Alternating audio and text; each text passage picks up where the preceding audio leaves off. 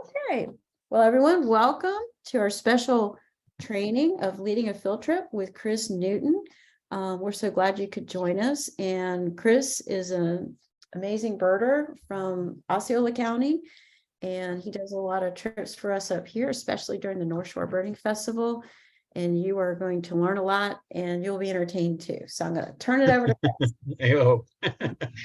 How's everyone doing this evening? Well, Good. thank you, Kathy, for having me talk this evening. As you know, I like to talk, and I do like doing field trips and everything like that. So, and of course, with any field trips, you can always have lulls, and being able to talk is a great way to get through.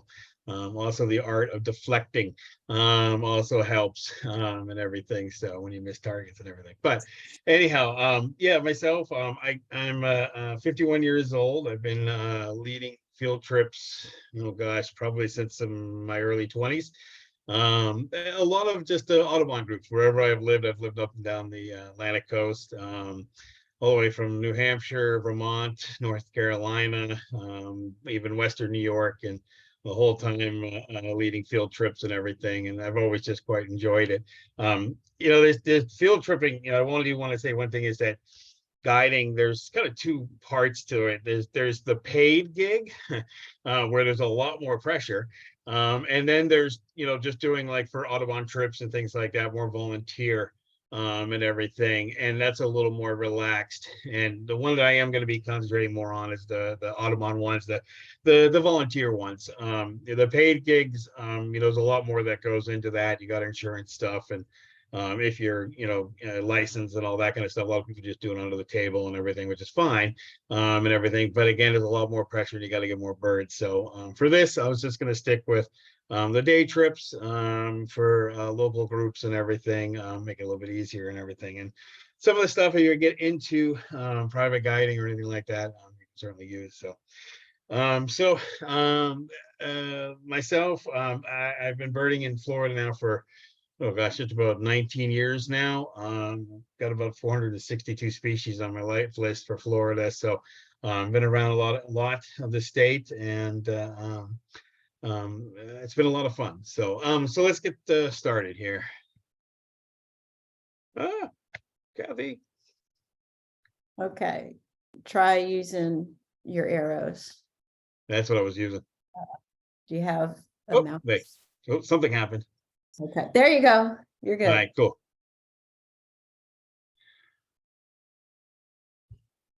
So just a little overview of what we'll kind of be talking about is going over, let me get rid of this screen here.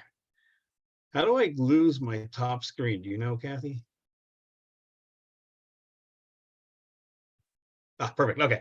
We're going to go over what it means to be a leader, go over things to keep in mind as a trip leader, and tips for your field trips. You'll learn that more actually during field trips. You'll kind of learn what things, tips and how to avoid situations and everything like that. And then we'll wrap up with a little bit of a Q&A at the end. Okay.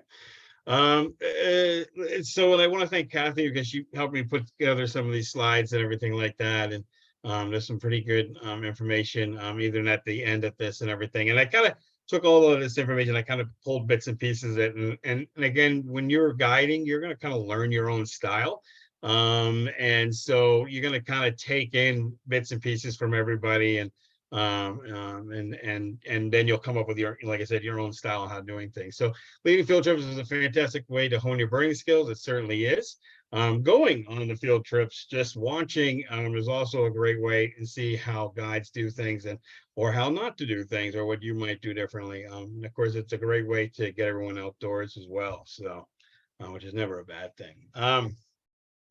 As a leader, anyone that does any team stuff or anything, sports or really anything, arts or anything like that.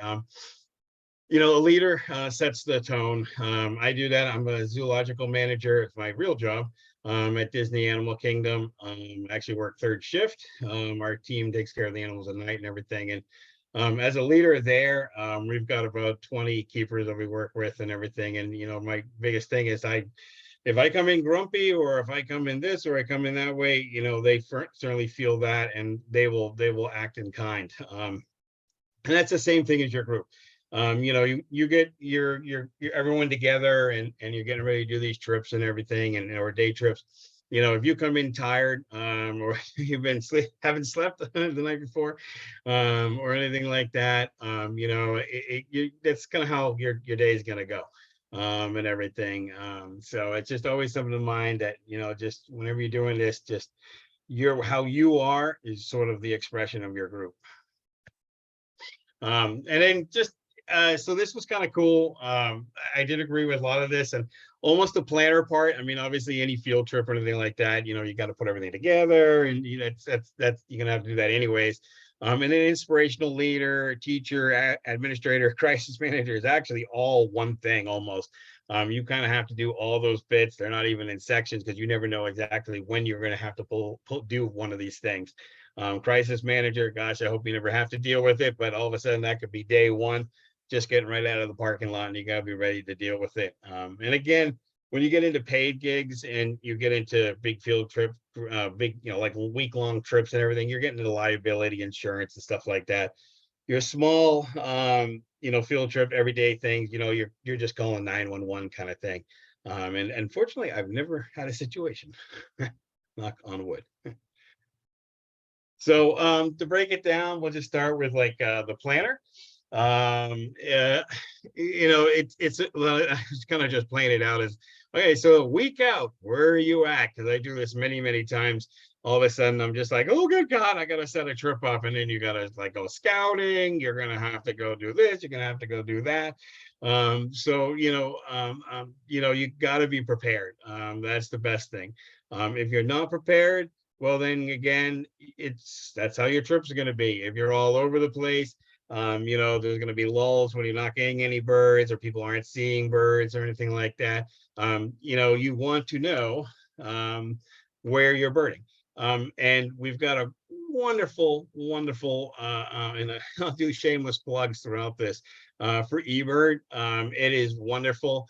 You can literally get all your hotspots. You can go on here and put together a whole day birding if you want.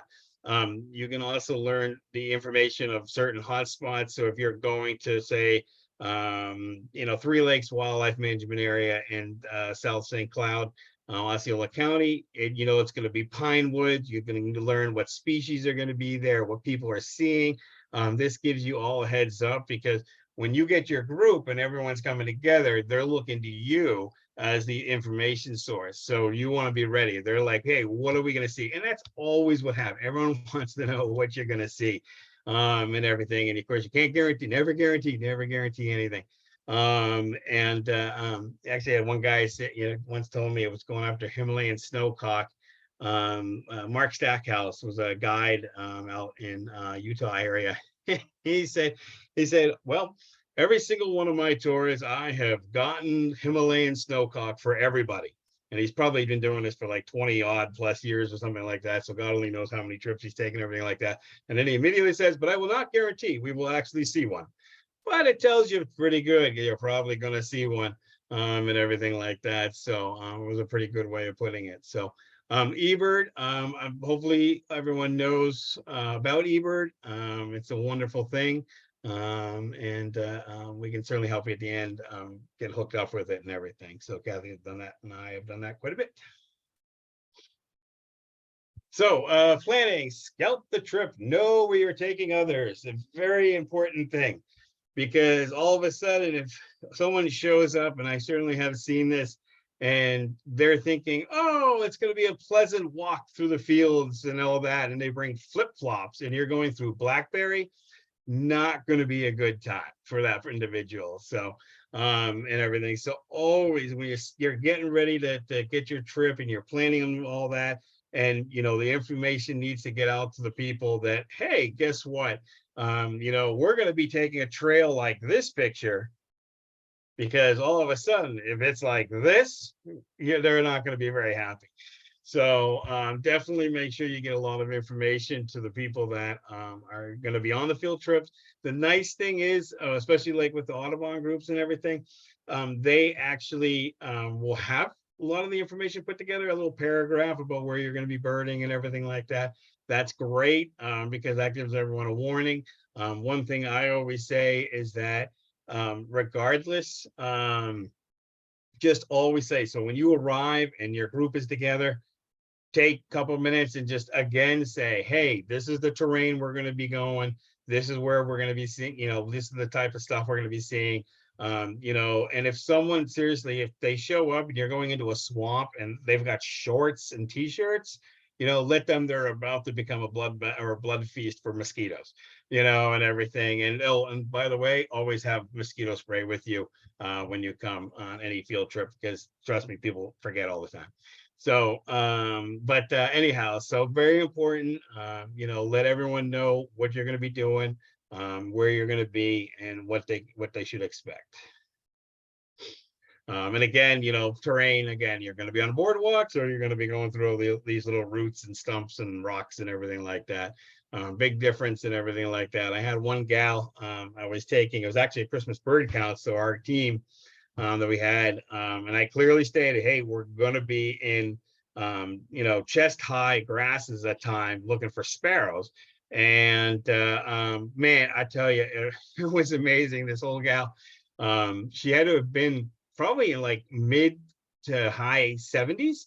And I went, oh, dear Lord, because we're going out into look for LeConte's sparrows and grasshopper sparrows, Henslow sparrows. And I had already said, you know, it's going to be tall grasses. We're going to be going through it. Well, she needed LeConte sparrow for a lifer.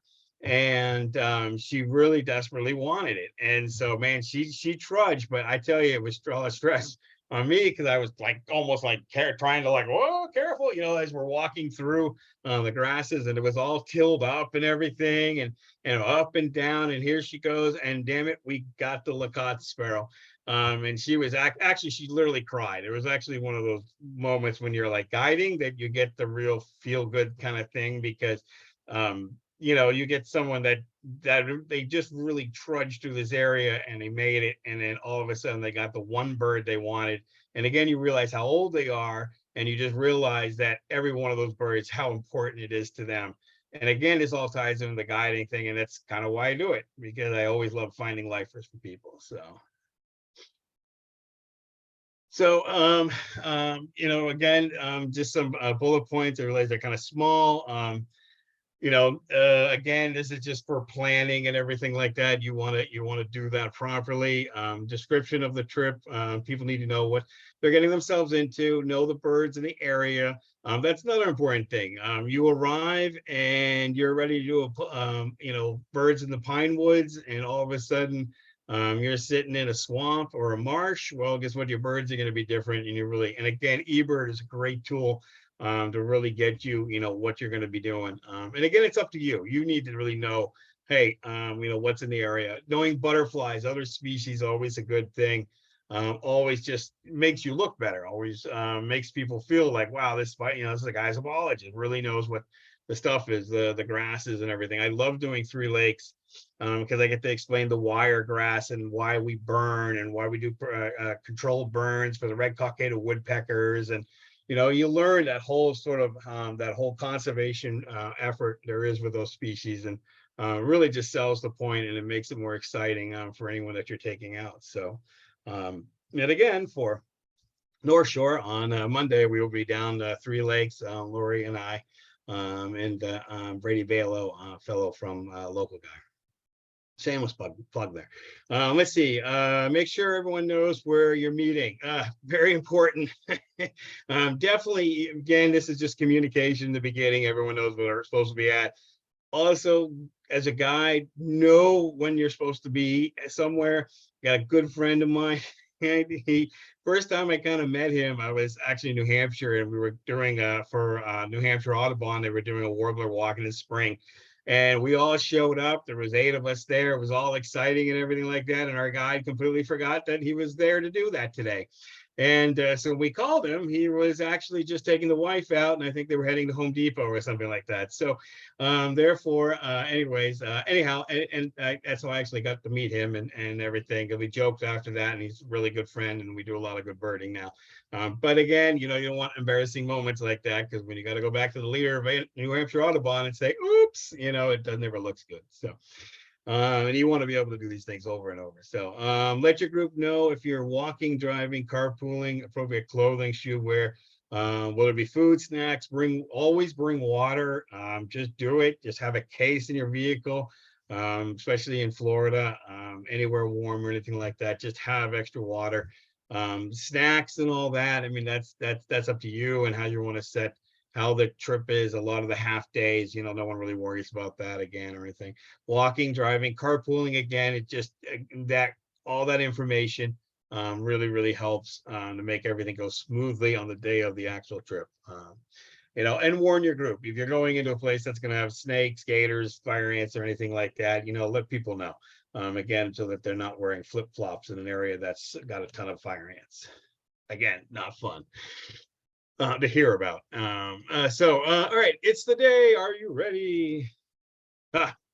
Well, like I said, shameless plugs all the time for eBird. Nowadays, the biggest thing what happens when everyone gets together, you're in the parking lot, everyone's kind of forming, everyone's coming around you, they're looking to you, what were you going to be doing, what are we be seeing? And then immediately nowadays, everyone goes, who's doing the eBird list? And there'll be a pause, and who will step up to that great task of dotting in all the birds and counting all the names, because then you're going to have to take everyone's password at the end of that and everything. However, this is our day and era and has come to eBird, is that it is an important thing to get out of the way first thing. Now we can more or less begin our walking. So again, just some last minute things. This will be up on here. Be the first one at the meeting spot. Again, inform the group of your plans. Have a co-leader if you're going to have a big group. Get a friend that you're comfortable with and everything, and you can help that way. I certainly had to do that for one field trip that I had in New York that I had to deal with. It was good to have a co-worker, and most of all, remember to smile, and one of these 3 happy faces just might be guiding you around someday. That's supposed to be funny, actually. So let's see. That's Gullis Quigley and Cliff Seaford, 2 actually guides and everything, and then myself. We were in Texas, so we were very happy. Here, this is like a perfect setup in the beginning of a field trip. Right here is actually Tim Harden from Gainesville, a very good birder from up there. You can see kind of how everyone is engaged watching him.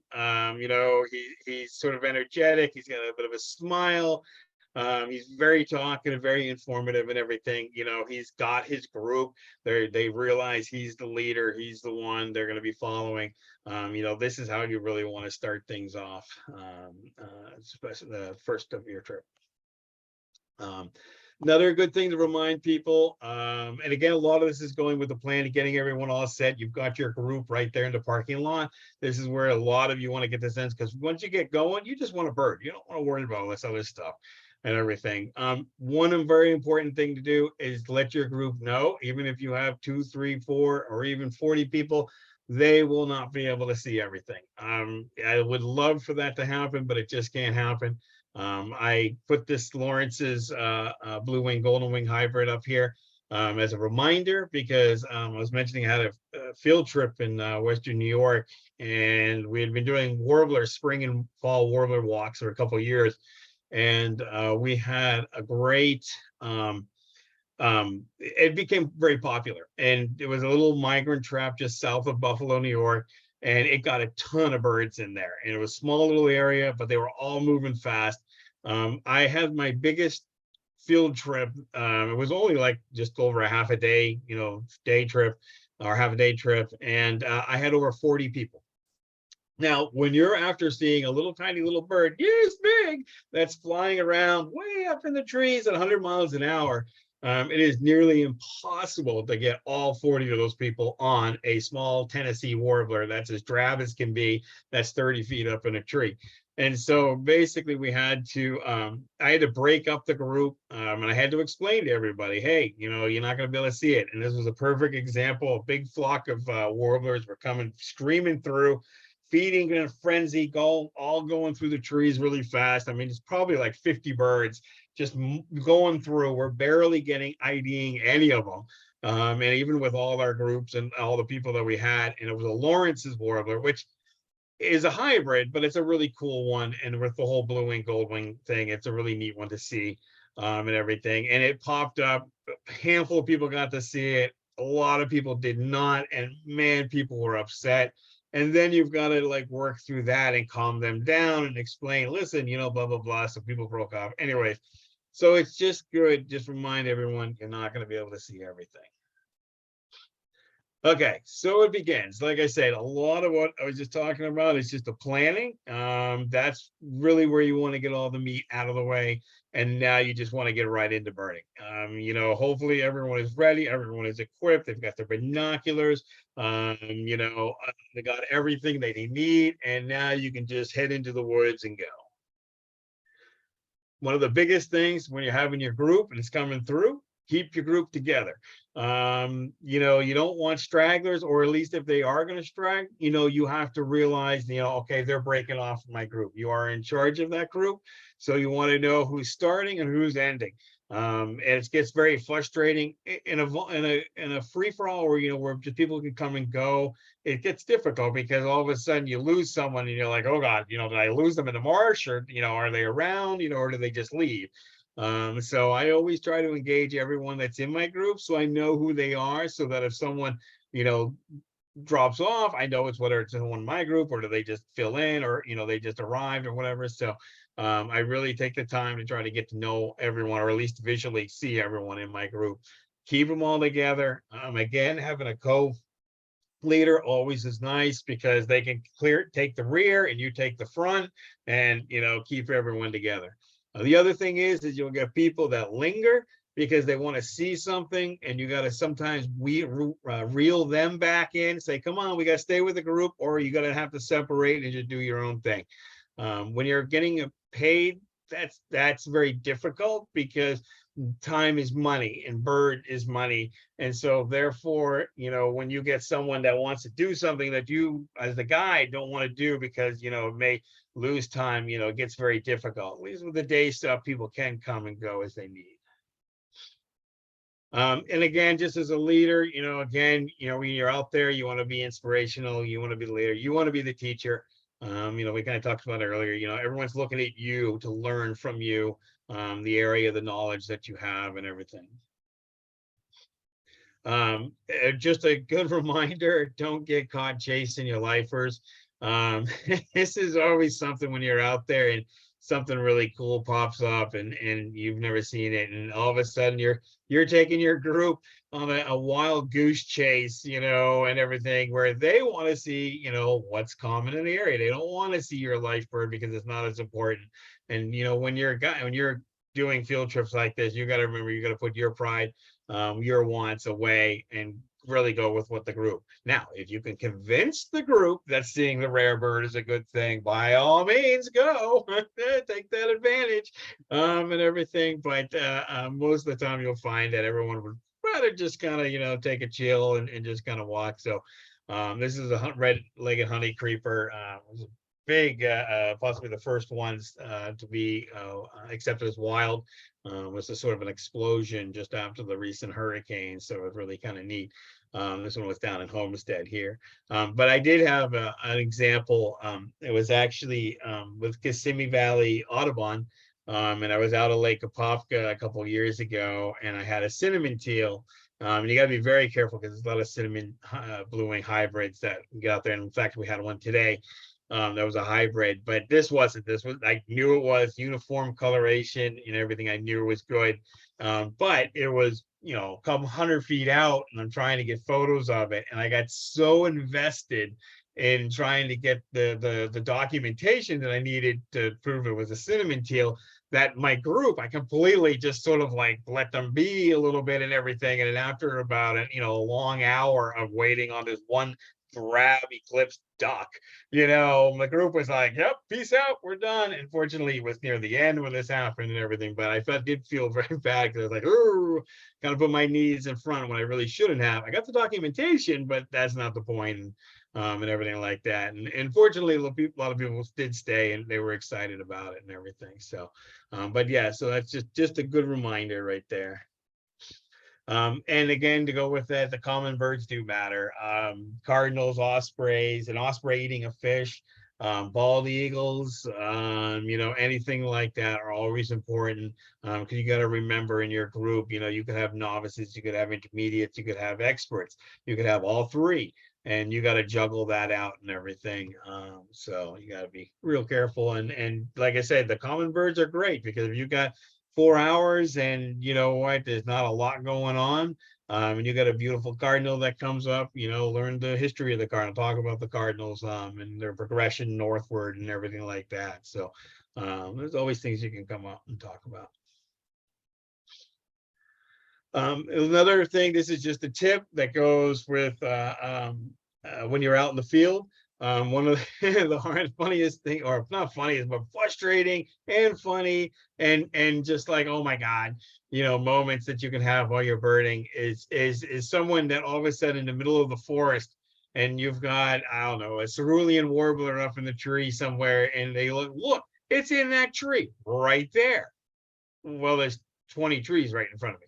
So which one is that? And then it comes, well, you know, it's there with the one with the green leaves. Okay, we're down to, you know, 8 or 18 trees, you know, eliminated 2, and everything. So it's really important, especially as the guide, because again, everyone's going to be looking at you. Where is it?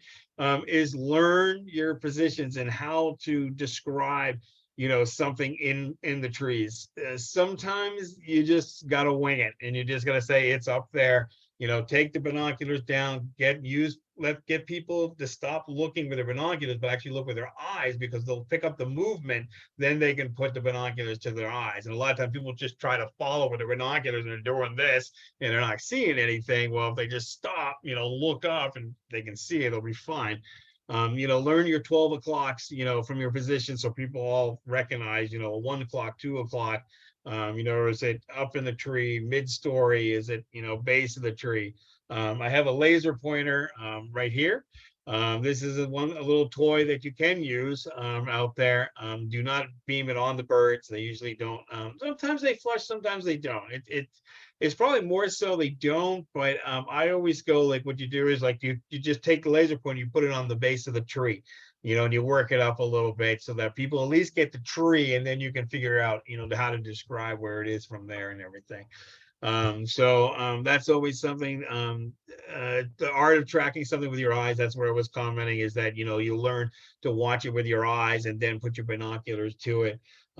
One tip that I've learned, especially in heavy tree canopy, is look on the ground. Watch the shadows, you know, watch for the birds moving above you that you can't see, because then that'll give away, oh, there's a bird above me, you know, and then you can look up and then, you know, try to find where the bird is and everything. So that's a good little tip, especially when you're out in the field. And it's neat because if you're killing time, you know, you can get people to kind of look and watch and tell the difference between a butterfly and a bird, you know, whipping across the shadows. So it's kind of neat. The art of fishing. Well, let's see. Fishing is excuse me. Fishing is definitely an art. They don't like it in Europe as much as they do in North America. Birds actually do react a little bit different. Does everyone I'm assuming everyone is used, or at least knows of the word fishing. My fishing, that's my fish. I'm quite proud of it. I've even been told over in Europe that I actually have a good fish, and even though they don't like fishing. And I've gotten a lot of good birds to come out and everything as well too. Funny enough, I was in the coast of New Hampshire, and we were actually just joking around with fishing, and I was fishing, and I had a humpback whale all of a sudden come up during a pelagic right behind me. I'd like to take credit that I fished it in, but you know, and who knows. So anyhow, but that was kind of cool. So it was right at like a scene out of the big year, everyone making their own bird calls and everything like that. It was quite funny. Anyhow, but the art of fishing is a great tool. It's a little bit of an alarm call.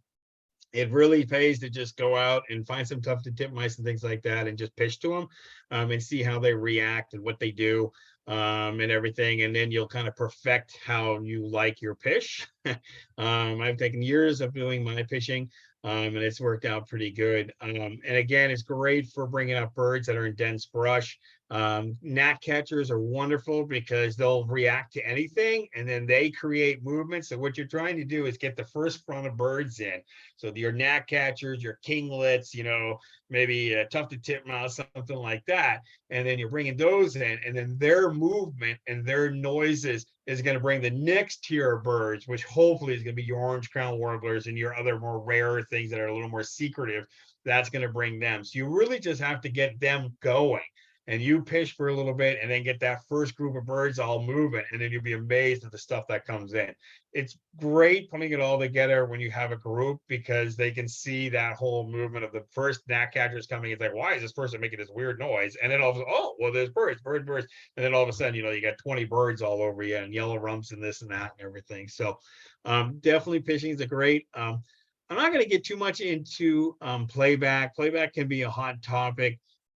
A lot of pay guides will use it a lot more because again, they're getting paid. It's a money aspect and everything like that, and a little more pressure.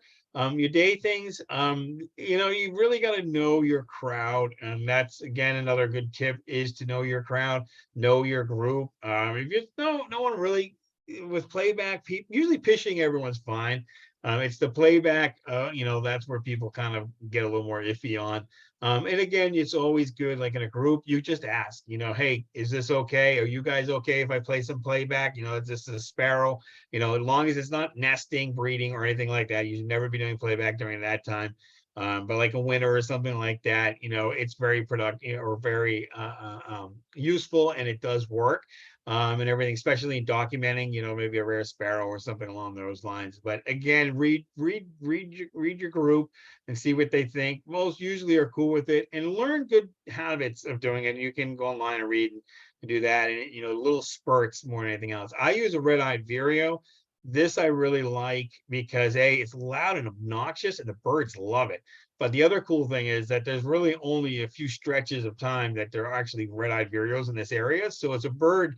I'm not calling anything around here. I'm just actually just making the noise and everything. And then they're reacting to it. Birds are just curious by nature. Again, the playback, again, just read your group and see what they want. So.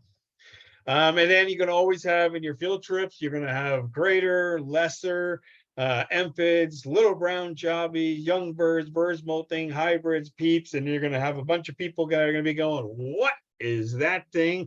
How do you know it's this? And how to ID it and everything. But that's just all part of the gig. You get a Perula, that's in a god-awful molt, and everyone's got to sit there and try to figure it out what it is and everything. It's just all part of the game, and learn your species. Greater, lesser yellow legs, the difference between the two and the calls. You got all your sparrows, your LBJs, always fun to, you push up a couple of sparrows and stuff like that, and all of a sudden you're just like, well, there's an LBJ, and then you explain what an LBJ is. Again, it's a nice little filler if there's not much going on and everything like that. So, and again, like I was mentioning earlier, good to know more than just the birds. Learn all the species. So if you're going into pine woods, learn what's in pine woods. You may have more pygmy rattlesnakes, or you might have gopher tortoises or something along those lines. But we come across them, it just kind of makes you fuller as a guide. And it also, the people respond to it, and everything. It's cooler. They're going to like it a lot more. And then the ones you can never please. I thought this was a nice one that Kathy had for this. You can't please everyone. And again, like I was using the example of a 40 plus that I had from a warbler walk. There was several people that weren't overly happy, but they all at the end of the day all had a great time. With moments, because you don't see the bird, you get frustrated, you think that this person's in your way, or oh, that person put their camera up and they blocked me and everything like that. But usually that's all, that kind of stuff is short-lived, unless it's a really good lifer or a code 5. Or something like that. But then all bets are off. It's a code 5. But anyhow, but all the common stuff, it is what it is. You just want to end everything, really well. Like I said, again, you never can please everyone, and you're not going to. And don't try to. You just do the best you can. Keep a smile. Just remember, you always keep a smile. That'll react. People will react to that. If you're in a good mood, you're smiling, you're doing good, it'll overcome pretty much most issues that ever arise, or at least in field trips, and especially big groups and stuff. End game. Okay, so now we're finishing up our walk through the woods. What do we need to do near coming to the end? Well, it's a little bit easier. You kind of gotten through it. You've got your checklist. You want to make sure you account for everyone that you started with. That's kind of important. And again, that's what I was saying earlier. You want to keep track of, who's in your group, so that you know who to keep eyes on, and where they're going and everything like that. If you can, be the last one out of the parking lot, being the first one in the parking lot. Again, these are all important, and everything, because again, you're overseeing your group. You're kind of in charge of them. Make sure to share the eBird list. Good God, I was 2 weeks late once for the group, and I think I got more nasty grams about not sharing that eBird list. So please make sure that you do that.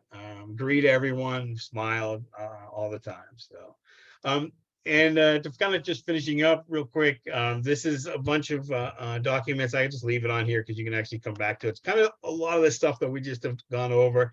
But if you want to just come back and take reference to it or anything like that, you're welcome to. Know where the bathrooms are. Yes, very important. If you pick a spot, know where your bathrooms are. Warn people if you're not going to have a bathroom at the spot.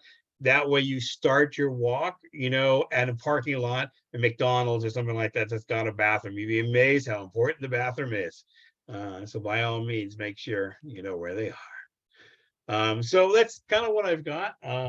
Think not sure how long that went and everything, but there any questions or anything like that?